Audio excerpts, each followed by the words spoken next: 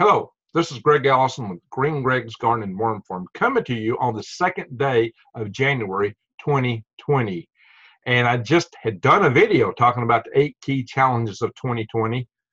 I just did a video talking about the attack on our embassy, and I just did a video talking about the embassy siege being over. And guess what? The very next day, the second day of January, it's really heating up fast in the Mideast. And in fact, today, Iranian General Qasem Soleimani was killed in a rocket attack. Yes, there were 3 rockets attacked at the Baghdad Airport today, Baghdad International Airport. And it killed at least 7 people, which include General Qasem Soleimani. And it also killed the head of the Popular Mobilization Forces in Iraq. The Popular Mobilization Forces I mentioned in my live stream that I did just yesterday on the 1st is a group of militia that was assembled initially by Iran to fight ISIS. Of course, they have remained and are there serving the interest of Iran in Iraq. And it is highly interesting that the general of the Iranian general and these guys were all together there at the airport. Why was the head of the Islamic Revolutionary Guard Corps elite Quds Force, which is their special intel force, why was he there at the Baghdad airport today, just after all this stuff went down? We've got videos blurry. Thank you. Sorry. Sometimes my camera just don't catch up. But why was he there today and just after the siege? You know, our forces were accusing these guys of in fact orchestrating that siege. The fact that Abu Mahdi al-Muhandis, I may be butchering his name, who was the deputy commander of the Popular Mobilization Forces, was there with him, suggest indeed that this coordination might have been taking place. However, more interesting was that they were attacked by rockets there at the Baghdad airport. So things are ratcheting up fast. President Trump did promise a rapid response. Well, he actually said this. He said that Iran would pay a very big price. They just lost a very key general. I would call that a very big price. This is also a very significant escalation in the tensions between the U.S. and Iran, should it be that the U.S. perpetrated this rocket attack at the Baghdad airport. Now, of course, it was somebody probably friendly to the U.S. Was Iraq doing this? Why did Iraq let these guys come in the airport? They could have seized them. They could have detained them. Could we not have detained them? Could it have been an ISIS sympathizer, somebody from the ISIS organization, the Sunni Muslims who had formerly been in charge of Iraq under Saddam Hussein? Could it have been a false flag staged by China or some other country who would love nothing better than to see more young Americans spill their blood on the sands of the Mideast? Something else to keep us tied up and distracted while they're in the process of taking hold of the world. We live in interesting times, and the 2020s are proven to be quite interesting indeed. And the Chinese curse, as you may well know, is may you live in interesting times. That's a Chinese curse, and it seems we're there, my friends. I would think personally that we probably had a hand in this, especially given the threat that President Trump made. So how do we not wind up further escalating this? How do we stay out of war? Why would we risk going to war with Iran? Is Iran worth it? Iran had, look, we have no intrinsic special interest in this region, my friends. Frankly, the fact of the matter is that we are becoming an energy producing nation, and in terms of energy, we absolutely don't require this region any longer. It's going to still supply a certain percentage of the world oil market, a lot of which is already going to China and places like that. So it's just a different spigot turned in a different direction in terms of the global supply and demand. So I don't know that we can say that we have an intrinsic dog in this fight. And this also trickles over into what's going on in the Kingdom of Saudi Arabia. So there's a lot involved here. Why are we all up in this region the way we are? Why do we have so many forces there? And we're sending more right now. This does not bode well. And some people think that Trump's going to win by a landslide. I just heard on Fox News recently, in fact, today, a few minutes ago, someone suggested this actually could work very much against him and finish his presidency. I don't know. You know, the forces are out to attack from every angle on everything imaginable. So I can't say. What I can say is that this is a very risky situation. Iran is not Iraq. Oh, yeah, so we're in Iraq. Yes, true. And we're facing Iran. Iran is twice as big as Iraq. Iran is far more advanced than Iraq was in terms of weapons and weapon technology systems. Their military is much more robust. And Iran has sleeper cells in the United States. The Iranian sleeper cells are a potential threat to our power grid. They have leverage that was never possessed by Iraq back in the old days. This puts the homeland right here where we're at in dire risk should this conflict escalate to full-blown war. It could also escalate to involve other superpowers. This could be the beginnings of a world war, potentially. I'm talking about worst case possible scenarios. Maybe cooler heads will keep it from going there. We do know that guys like John Bolton have been chomping at the bit, just wanting us to hit him, attack. That's what he's been wanting. I'm not calling for that. I am not calling for war. I do not do that. That is not my role here. My role here is to tell you that we live in perilous times and that you need to be aware and prepared. Buddy, if there's ever been a time to keep your eyes wide open and the head on a swivel, it is right now, because things are coming. They're coming fast. It is time to buy your prepping supplies right now. I would say go check my links below. Go to My Patriot Supply. Support my channel. This is one good way to support my channel and support yourself doing the things you need to do. Go to My Patriot Supply. There's tons of prepper supplies in there. There's long-term food storage. Hey, I'm going to tell you that the climate is going wonky as all get out right now. You look down in Australia, the place is on fire. Right now, we're drowning here. The water is raining like crazy. We have a vast oversupply of what I would call cosmic ray induced cloud nucleation precipitation. It's all up here. I wish I could share it with my friends in Australia, because we're drowning here and they're burning. That's too sad, but that's what's happening right now. So that said, my friends, you've got to be aware. It is now time to prepare right now. Don't wait.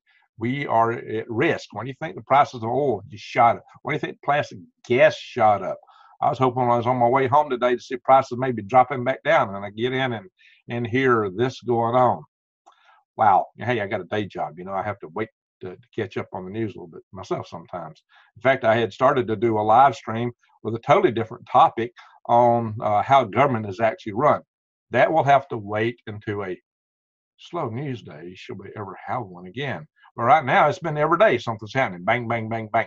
That's scary. Every day, the last few days, it's been something over there with the U.S. and Iran, and Iraq being the staging ground of this consternation. And so let's hope that somehow this calms down. I may have to do 2 videos to cover other topics. But right now, like I said, it's coming fast. This can escalate. So check again, My Patriot Supplies.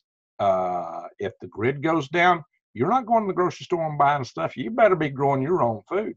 And the best, and if you got to bug out, Greg, well, I'll take MREs. How long is them MREs going to last you? You're not taking number 10 cans and bugging out. Now, if you're bugging in, that's perfect. But it's hard to beat.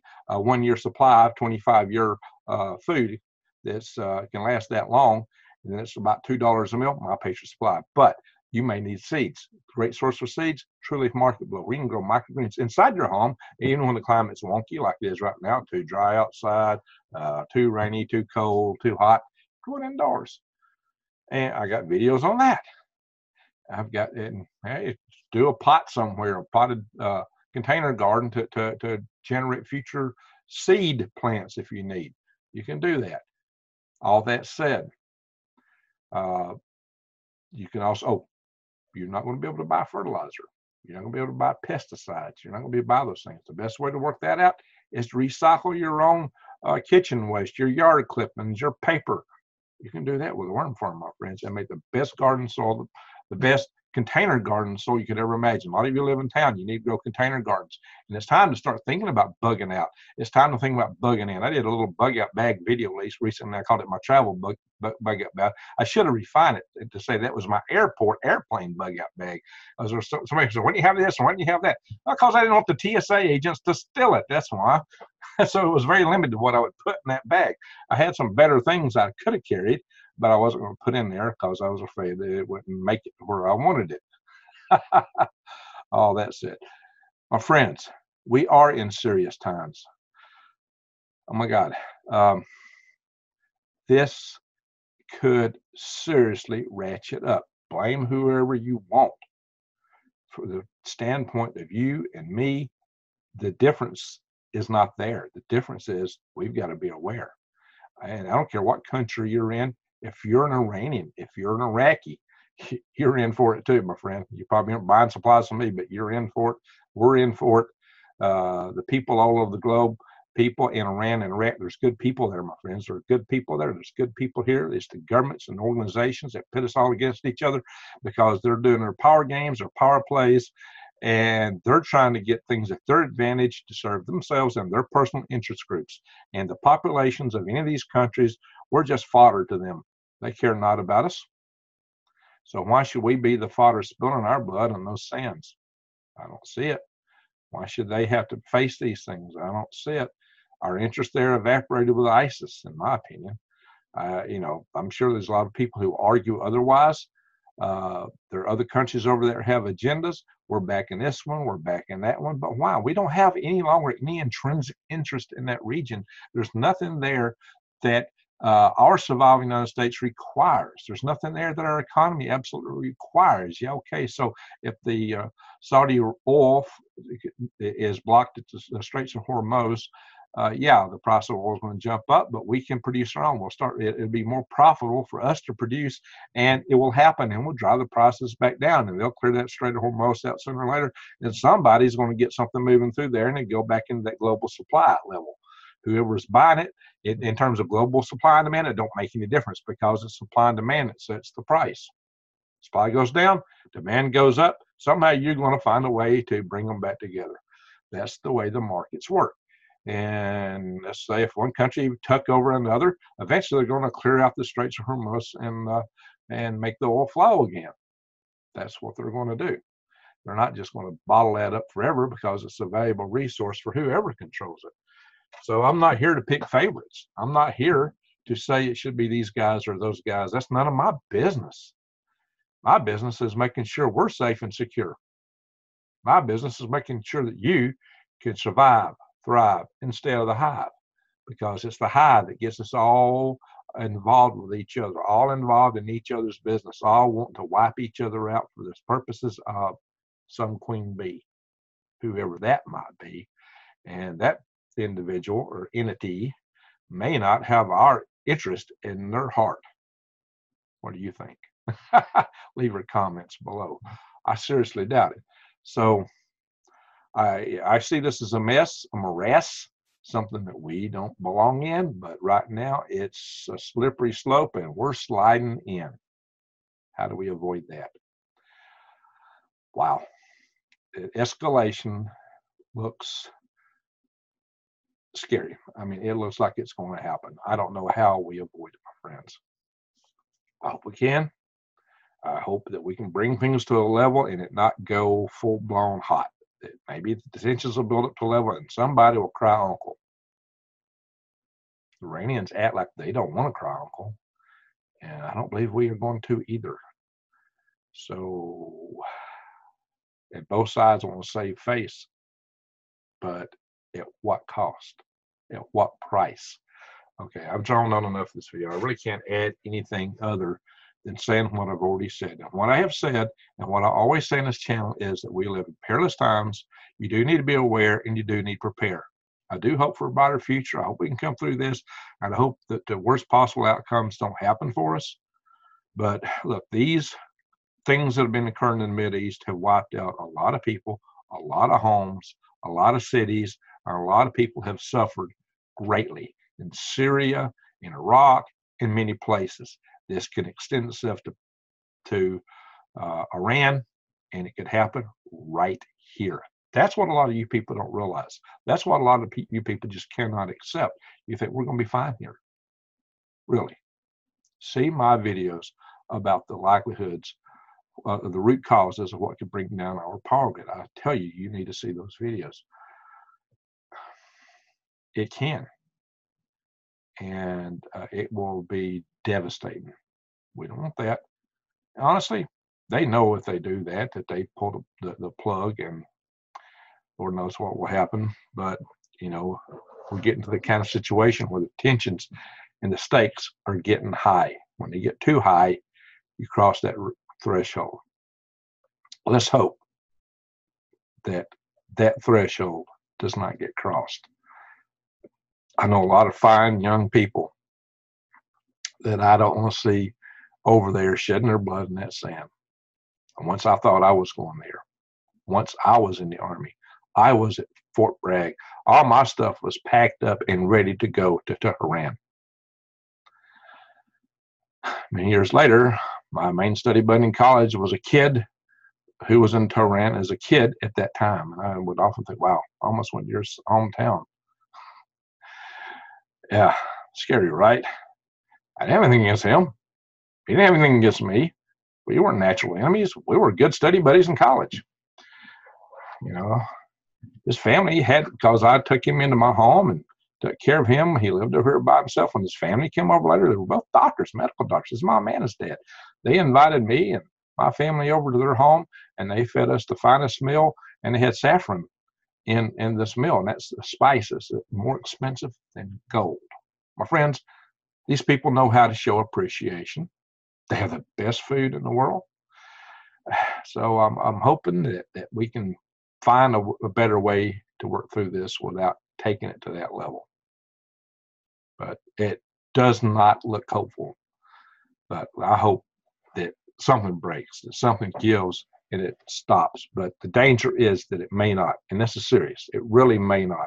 You really, really, really need to prepare. Be aware and prepare. All right, I've hammered this horse too much. So, everyone, if you're not subscribed to my channel, please subscribe. Please bang the update notification bell. Please check the links below, and let's get this thing moving forward. Help me support my channel so I can keep bringing this stuff to you. So much is going on in the world today. I really think I need to find a way to go independent and do this on a full-time basis, probably. I do have a day job right now.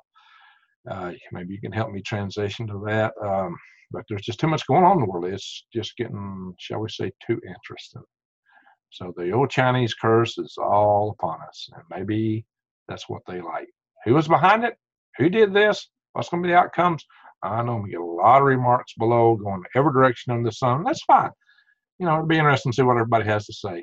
And what I have to say now is thank you very much for watching.